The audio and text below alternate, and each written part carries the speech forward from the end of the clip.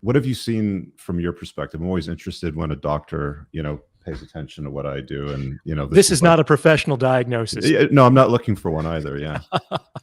Well, yeah, I've been following entrepreneurs in cars for a very long time, back when it was mostly about cars and money.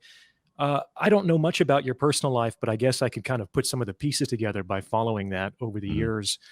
And I think that you went through a divorce, and I think that opened your eyes to some of the realities of the, let's say, family court system, some of the realities of single parenthood and dealing with the custody of children, dealing with the distribution of your assets, and kind of building back up. I think you probably found the red pill around the same time that I did.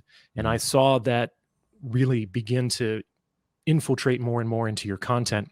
And I could see, and I do this too in my own channel, I could see you kind of working things out in your videos. Mhm. And I think, like most guys, or maybe even all guys, you went through a period that was more characterized as like the red pill rage.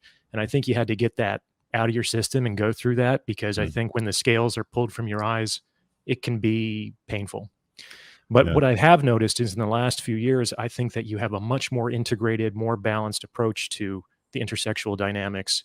And I think you're really like coming into your own in that sense. Like, it Yeah. feels really much more integrated. Yeah. Like there's always that shock, I suppose, for guys when they stumble upon content like this, because it is revealing, it is exposing, it is sometimes painful, it is sometimes obvious to us, and we don't want to accept it.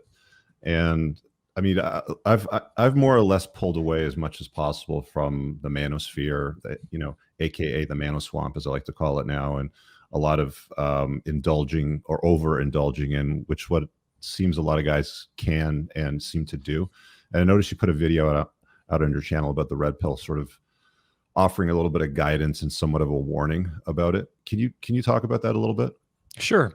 The way I framed that in that video is that the red pill is almost like a spiritual journey, because, like a spiritual journey, you probably won't end up the same person at the end of it than you started. Mhm. And so in that video, I talk about two different like spiritual aphorisms that I think are very appropriate to the red pill. And one of them has to do with enlightenment. And there's this old joke about enlightenment that basically says, you want enlightenment? Better not start. Having started, better finish. So I think kind of the vibe there is, this is a really big ask. It's hard to walk the path towards enlightenment, and it probably means that you'll have to lose everything about the way your life used to be. So it's an extraordinary sacrifice. And if you walk a little bit along and you start to renounce your wealth, and you start to renounce the world, and you start to renounce relationships, and you stop there, well, that's the worst of both worlds, because you didn't actually pass through that renunciation process into the joy of enlightenment. You might as well have just stayed with all of your toys and women and your comfortable little life. So if you're going to start this process, you kind of have to see it through.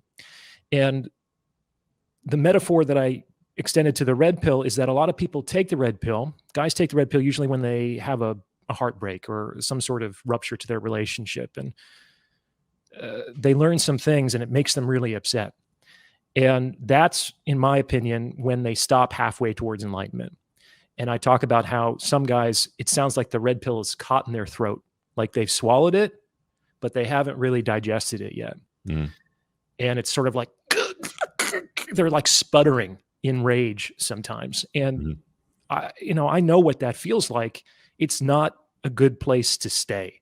Mhm. I've been angry enough in my life. I don't really enjoy experiencing that emotion. So I do what I can to learn my lessons, integrate, and move forward.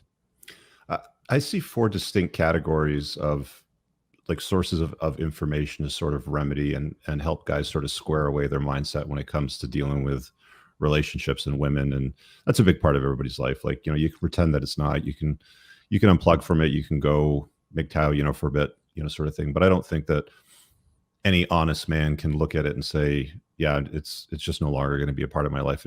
It's always going to be a part of your life, whether you choose to engage in it or not. But I see watching human behavior as one aspect of it. I see the red pill, aka the sources that come from the mano swamp, as you know, a potential source of good information. I see evolutionary psychology as a good potential source of the information. I also see psychology as a good source of the information.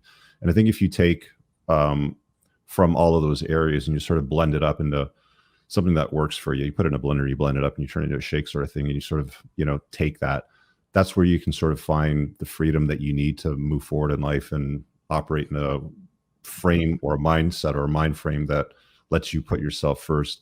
What do you think about that concept? Is that something that you've looked at?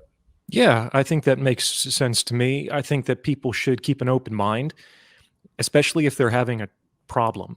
Because if you're suffering from something for several weeks, several months, or even several years, if you could have solved it on your own, you would have solved it by now. So the solution is going to be located in a place you haven't looked yet, like by definition.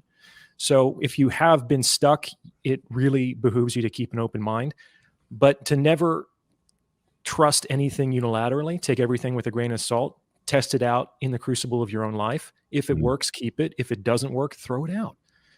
This isn't about like creating a cult. It's not about creating a following. It's about trying to help folks. And the proof is in the pudding. So if you listen to something, whether it's you, me, or somebody else, and it works because you've given it the old college try, keep it and make it yours. Because a lot of this stuff that we talk about, we do it in our own way, but it's not entirely original either. So it's our own spin. It's our own integrated knowledge mixed with our own personal experience that some people find interesting or digestible, and then they can take it and make it their own. That's how it evolves. Yeah, there's not a ton of new ideas out there these days. I really hope you guys enjoyed that clip. If you want to watch the full-length podcast, you can find that over here, that clip's from. If you're newer to the channel, make sure you hit subscribe over here. And pinned down below in the top comment, you'll find a bunch of useful links to my website, my supplement line, books, and a bunch of other stuff. Have an amazing day. Peace out.